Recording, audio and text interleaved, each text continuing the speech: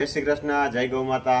તો આજે આપણે મુલાકાત લેવા એવા છે એક એવા ગૌપાલકની જો એના વ્યવસાયથી એકદમ અલગ જ છે, વિપરીત જ છે, અને આપણે એનો પરિચય લઈ અને પછી આગળ વિસ્તૃત આપણે વાત કરીએ.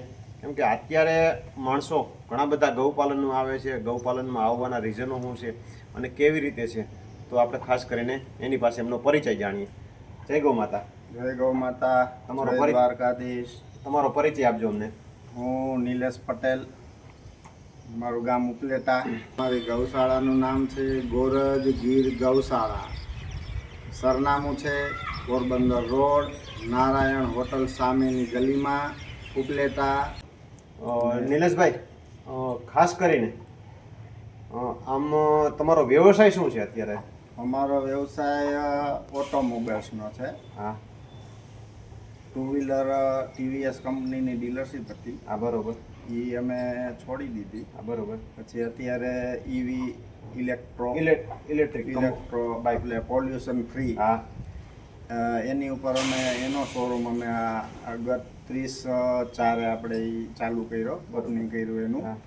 અને મારો તો ગૌ સેવાનો કે ઈ જે છે આની જાણકારી આ તે બીજું ત્રીજું એ હું કાંઈ એમાં જાણતો નહોતો, પણ આપણને એટલી ખબર હતી આપણા વૈદિક સનાતનના નિયમ પ્રમાણે કે આપણે ગૌ માતા આપણી માતા છે, કામધેનુ છે, સમુદ્ર મંથનમાંથી પ્રગટ થઈ છે અને પવિત્ર છે, શુદ્ધ છે, અમૃત છે. એટલે આપણે ઘરે અમારી ગાય માતા વગરનું એક દિવસ આપણે ખાલી ગયો નથી. એક બે ઓલરેડી અમે રાખતા જ. બરોબર. પણ વચ્ચે મેં ભેંસું પણ રાખી હતી. પછી ભેંસું મેં કાઢી નાખી. મેં કીધું ભેંસું નકામી, ગાયનું દૂધ જ અમૃત છે. આ મારું 17-18 વર્ષ પહેલાંનું મને એક મગજમાં કુદરતી દ્વારકાધીશ પ્રભુની પ્રેરણાથી મને એક એવું મગજમાં હતું કે મારે ગૌ સેવા કરવી છે. બરોબર છે. આ જે બિઝનેસ છે એ નાનો ભાઈ, અમે બે ભાઈઓ છીએ, એ સંભાળે છે. ત્યાં માણસો અને સ્ટાફ ને બધું હોય એટલે એ બધું હેન્ડલ કરી લે. હું અને મારો બાબો જે 12મા ધોરણમાં છે અત્યારે, એને ખૂબ જ શોખ છે. બરોબર. અને બીજા નંબરમાં અમારે 1-2 ગાયો હતી એટલે આડો પાડોમાં કોઈ બીમાર હોય, કોઈ નાના બાળકો હોય તો એ લોકો કે અમને દૂધ હોય તો આપજો થોડુંક, તો અમારા બાળકોને પાવા માટે, બીમાર માણસોને પાવા માટે દવામાં. તો પછી ધીમે ધીમે મેં 2 ગૌ માતા લીધા. પછી દૂધની ઓલી રિક્વાયરમેન્ટ વધતી ગઈ એટલે અમે 3જી લીધી. બરોબર.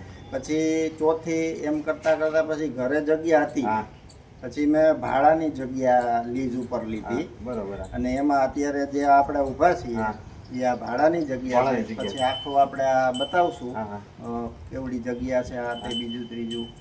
આ હેતુથી અને વધારેમાં વધારે અત્યારે આપણી પાસે 9-10 મોટી ગાયો છે, 4-5 નાના મોટા છે, ધંધી છે, નંદી મહારાજ એક હમણાં પધરાયો છે, એક આપણો ઘરનો આપણે ઉછેર કરી રહ્યા છે. સ્ટોપ કરી દે મૂકું.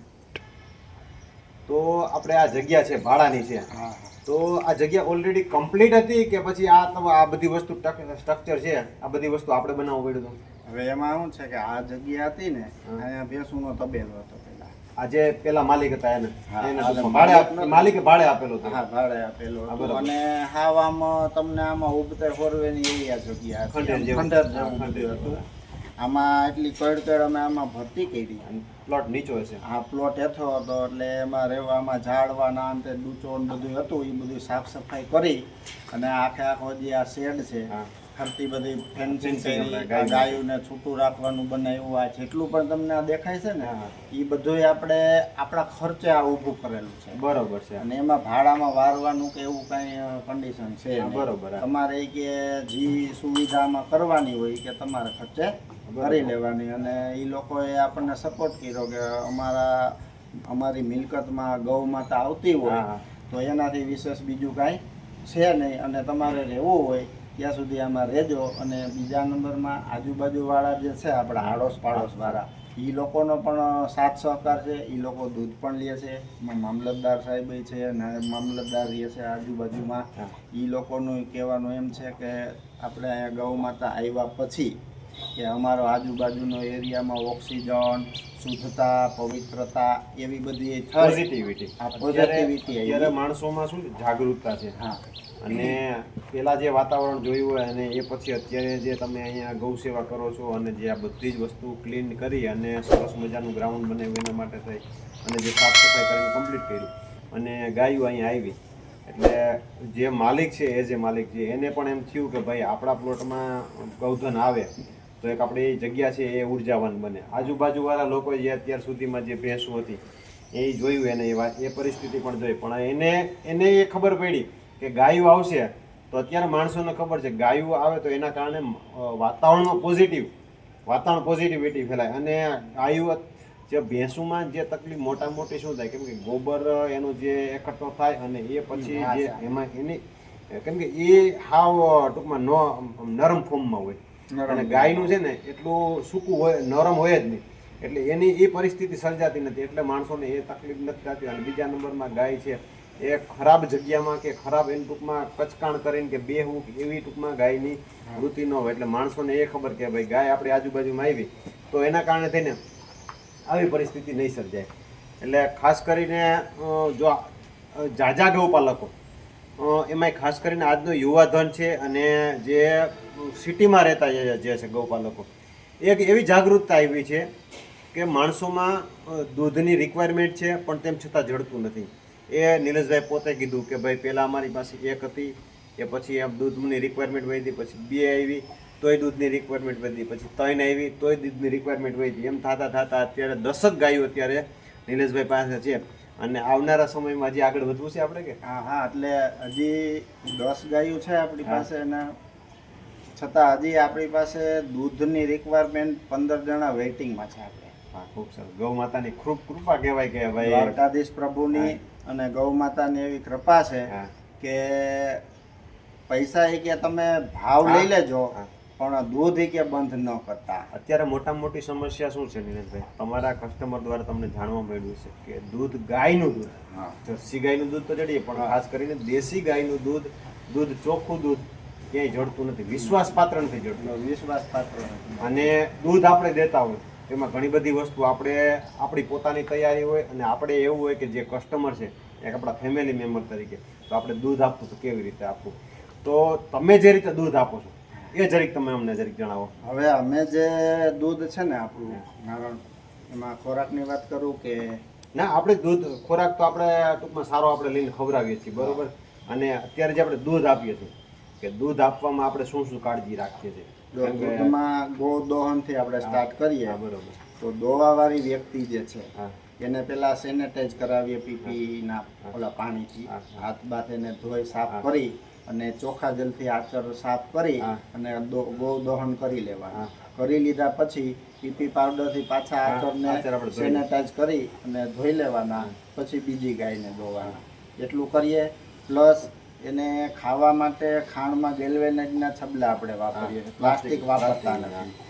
ડોલું સ્ટીલની દોવા માટે સ્ટીલની ડોલું વાપરીએ છીએ. દૂધ ભરવા માટે સ્ટીલના કેન આપણે વાપરીએ છીએ. 2 વખત ગરણેથી ગાળીએ છીએ અને બધી જ ગાયોનું દૂધ ભેગું કરી મિક્સ કરી અને આપણે લગવામાં આપીએ છીએ જેથી કરીને આપણે કોઈ તાજી વ્યાણેલું હોય કોઈ 6 મહિના થયા હોય 3 મહિના થયા એટલે આછું પાતળું દૂધ હોય તો બધાને ક્વોલિટી સરખી મળી જાય એટલી આપણે શુદ્ધતા રાખીએ. બીજું નારણ કે દૂધ આપણે ગૌદોહન ચાલુ હોય એ દરમિયાન ક્યારેક કોઈ ગાય આમ વટકે કોઈ એવો અવાજ વાત એવું થાય તો જેથી કરીને એનો પગ આમ ઊંચા નીચો થયો હોય અને એમાં પગનું ઓલું રોગ છાણ કે એવું પડી જાય દોતા તો એ દૂધ અમે જમીનમાં પધરાવી દઈએ છીએ.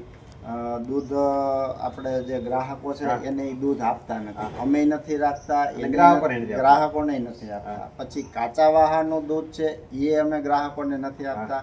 એમનેમ કોઈને પેડા કે એવું ખાવું હોય તો એ અમે એને પૂછીએ કે એને જોતું હોય તો અમે એને આપી દઈએ નકર એને અમે જમીનમાં પધરાવી દઈએ. પછી બીમાર ગાય થઈ હોય તો એનું 2-3 દિવસ માટે એનો જે આપણે ઇન્જેક્શન દવા ને આપી હોય તો એનો કરંટ એની દૂધની અંદર આવે તો એ દૂધ પણ અમે દૂધ ગ્રાહકોને આપતા નથી. એટલે કહેવાનો છે હેતુ મારો કે આપણે જે આ કરી રહ્યા છીએ ને એટલી જેટલું બને એટલું શુદ્ધતા ચોખ્ખાઈ પૂરેપૂરી કાળજીથી આપણે કરીએ છીએ કે આપણે જે દૂધની રિક્વાયરમેન્ટ અમારી એટલા માટે છે કે આટલી ટૂંકમાં ચોખ્ખાઈપૂર્વક શુદ્ધતાપૂર્વક આપણે કરીએ છીએ અને એ આપણા ગ્રાહકોએ જોયેલું છે એટલે એટલો એ લોકોને આપણી ઉપર ટ્રસ્ટ છે. અને બીજા નંબરમાં આપણે દૂધમાં ગ્રાહકોમાં પહેલી રિક્વાયરમેન્ટ અમારી એની છે કે નાના બાળકોને પીવા માટે, બીમાર માણસોને દવા માટે, પ્રેગ્નન્ટ સ્ત્રી હોય એના માટે અને ભગવાનને ધરવાવાળા આ લોકો જે છે ને એને અમે પહેલાં દૂધ આપીએ છીએ, પછી એકસ્ટ્રા થાય તો આપણે બીજા ગ્રાહકોને આપીએ છીએ. આમાં મેન વસ્તુ શું છે ખબર? ગ્રાહકો સ્ટાર્ટિંગના સમયમાં ધારો કે હું તમારી પાસે એ જે દૂધ લઉં છું બરોબર, તો હું તમારી પાસે એક દિવસ જોવા આવું તો તમે એક દિવસ ચોખ્ખાઈ રાખો અને એ થઈ ગયું પૂરું. પણ હકીકત એ નથી, ગ્રાહક છે ભગવાન છે ગમે વ્યવસાયમાં, ગમે તે વ્યવસાય. તો ગ્રાહક છે ભગવાન છે અને આજે જે વસ્તુ આપણે જાળવી રાખીએ, આજે જે વસ્તુ આપણે જાળવી રાખી, જે કસ્ટમર આજે આપણે ત્યાંથી અહીંથી દૂધ લઈ ગયો કે ડાયરેક્ટ ગૌશાળાએથી લઈ ગયો કે ઘરે આવીને લેવા આવ્યું XYZ બરોબર, ગૌશાળાથી ઘરનું આપણે 1.5 કિલોમીટર કે જે અંતર છે બરોબર, ઘરેથી લઈ જાય ભલે અહીંથી લઈએ, બધું એક જ છે આપણા માટે. પણ એ આંખ વેચીને જેની આપણી પાસેથી 2 મહિના 4 મહિના કે 6 મહિના દૂધ લીધું અને દૂધમાં જેને સંતોષ મળ્યો અને જે આપણે જે જાળવી રાખ્યું બરોબર, તમે જે વસ્તુ જે કીધી એ જાળવી રાખ્યું અને એના કારણે જે સંતોષ મળ્યો તો એ જ ગ્રાહક છે બીજા 5 વ્યક્તિને કહેશે કે ભાઈ તમારે દૂધ લેવું છે, શુદ્ધ લેવું છે, સાત્વિક લેવું છે અને કોઈ પણ પ્રકારનું ભેળસેળ વગરનું. અને એમાં કેટલી બધી વસ્તુની કાળજી પોતે ગૌપાલક છે એ રાખે. ધારો કે કાચા વાહનનું દૂધ નથી આપતું. કાચા વાહનનું દૂધ છે એ નાના બાળકો છે, બીમાર છે અને વૃદ્ધ છે એ લોકોને ભારે પડે અને ભગવાનને ન ધરાય. હા, એ તો એ પછીની વાત છે, આપણે પ્રભુને ધરવાની તો એ બધી પછીની વાત. પણ આ વસ્તુ છે, આ દૂધ એને ભારે લાગે. હા, ભારે પડે. નાના બાળકો છે, બીમાર છે અને વૃદ્ધ છે, આના પચવામાં ભારે લાગે. તો એક વસ્તુ એ લોકોએ પણ ટૂંકમાં સામેથી સજેસ્ટ કરે કે ભાઈ એ જ્યાં સુધી એના પાકા વાહ ન થાય. પાકા વાહ એટલે કે આપણે સ્વાભાવિક રીતે આપણે 16-17 દિવસ સુધી આપણે દૂધ કોઈને આપણે આ રીતે આપણે કોઈ આપણી ઘરે સિંગલ ગાય રાખતા હોય તો ભલે આપણી આ રીતે ગૌશાળા છે એ રીતે ઘરે કોઈ લગભગ જે કોઈ પણ પશુ રાખતા હોય, ગાય રાખતા હોય, ભેંસ રાખતા હોય કે જે રાખતા હોય એ લોકો ન જ દોતા હોય બરોબર, અને પોતે પોતાના ઘરમાં ઉપયોગ ન લેતા હોય. તો એટલે જે આપણે તે દૂધ લઈ જાય છે તો એ લોકો પોતે સજેસ્ટ કરશે કે ભાઈ એની બીમાર ગાય છે તો દૂધ નહીં આપે, યાણેલી ગાય છે તો એ દૂધ નહીં આપે અને અન્ય કોઈ પણ કન્ડિશન એવી થઈ હશે તો પણ દૂધ નહીં આવે. એટલે આ પણ એક જેન્યુનતા જાળવવી એ પણ એક ખૂબ મોટામાં મોટો વિષય છે. એટલે ખાસ કરીને આ રીતે જે ગૌશાળાનું સંચાલન કરતા હોય ત્યાંથી આપણે દૂધ લેવાનો આગ્રહ રાખીએ. અને ખાસ કરીને જે ગૌશાળા ચલાવતા હોય ત્યાં આવરો માણસ જે આપણે કસ્ટમર હોય, તો આજે ધારો કે હું તમારી પાસે દૂધ લેતો હોય તો હું તમારી આવરો રાખું તો એક તો તમને મોટિવેશન મળશે, ઉત્સાહ થાય.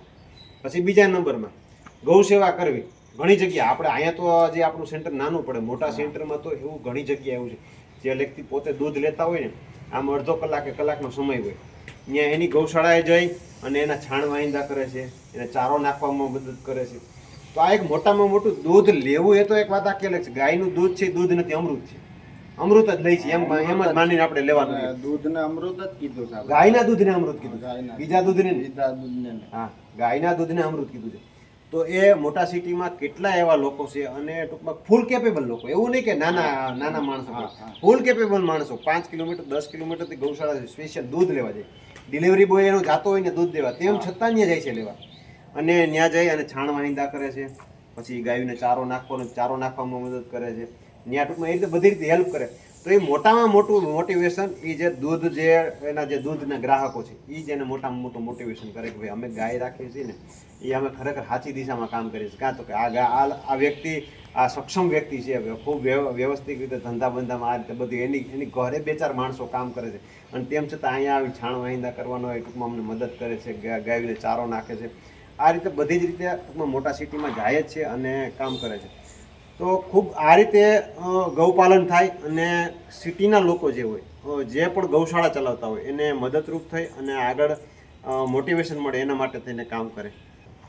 કે તમે જેમ હમણાં વાત કરી ને કે એ લોકો દૂધ લે પણ એ ગૌની સેવા કરવા માટે પણ આવે છે. હા તો એવા મોટા સિટીમાં તો છે, પણ ઉપલેટા આપણે અહીંયા પ્રોપરમાં મારે દૂધ ગ્રાહકો જે છે ને એમાં 2-3 પરિવારે એવું કીધું કે અમે આવીએ કે ત્યાં સેવા કરવા કે ગાયની, કે અમે વાસદુ કરશું કે આ સાફ સફાઈ આ તે જે તમે કહેવો એ અમે કરવા લાગશું. એવા ઘર ઉપલેટામાં પણ આપણે અહીંયા છે. ખૂબ સરસ, ખૂબ સરસ. અને બીજા નંબરમાં અમે હજી માણસ આપણે રાખ્યા નથી, હું અને મારો સન, હા અમે અમે જાત મહેનતથી જ આ કરીએ, કારણ કે માણસ અને આપણે પોતે કરીએ હા, એમ જ.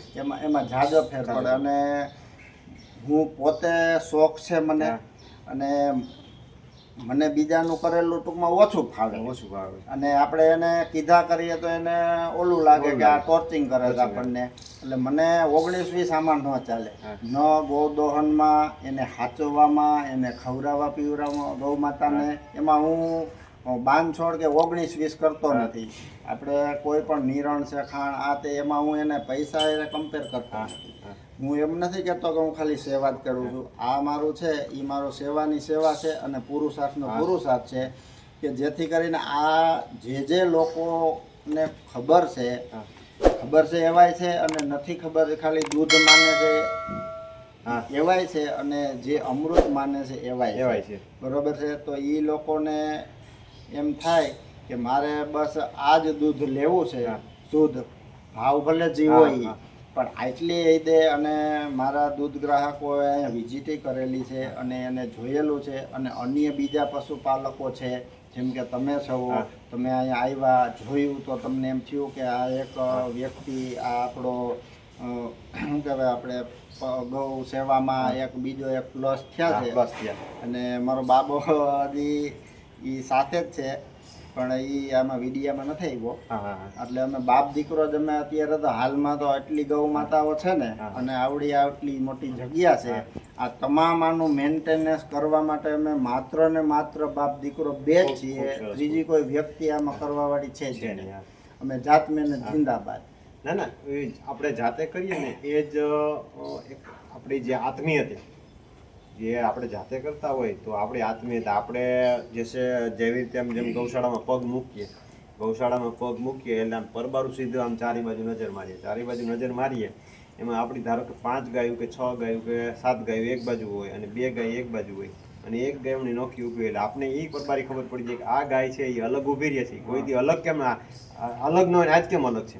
એટલે પરબારું સીધું આપણે એના બાજુ જાય, અને આપણી જે આત્મીયતા અને આપણી જે લાગણી છે એ પરબારી સીધી, એના કારણે આપણે ખબર પડી જાય કે આજે બીમાર છે કે કંઈ છે પરબારી. જે માણસો દ્વારા આપણે કરાવતા હોય તો એમાં કેવું હોય કે એ છે ને કરી લેશે, અને આપણે શું હાંજી જઈને કરી લેશે. બીજા નંબરમાં એને આપણે કીધું હોય એટલું જ કરે, એનાથી પ્લસ કાંઈ ન કરે કે મારા બાકી રહી ગયું છે કરી લેવું જોઈએ. બીજા નંબરમાં આપણે તમે જેમ વાત કરી એમાં આપણને ગાય કાયમ આપણે એની હારે હોય, એટલે એને કાંઈ પણ ફેરફાર થયો હોય એટલે એ આપણે તરત ખ્યાલમાં આવે. એટલે આપણે એમ લાગે કે શરદી થઈ છે, તાવ છે, આ ખાતી નથી, ખાણ નો ખાધું શું છે, તો તરત આપણે મેડિસિનની વ્યવસ્થા જે કંઈ કરવું પડે એમ હોય બધી આપણે એ તરત આપણે કરી લઈએ. એ કાયમ આપણે ભેળા હોય ને એટલે આપણે ખબર પડી જાય, નકર ન ખબર પડે. ઓમ જ ખાલી માણસો રાખ્યા હોય ને આપણે ઓલા શેઠિયાની જેમ આવતા હોય ને જતા હોય ને તો એ કાંઈ આપણને ખબર પડે, ત્યારે તો એ મેન્ટેન ન થાય એવું. ત્યારે મોટામાં મોટું ગૌશાળા બંધ થવાનું મેઇન કારણ આ છે.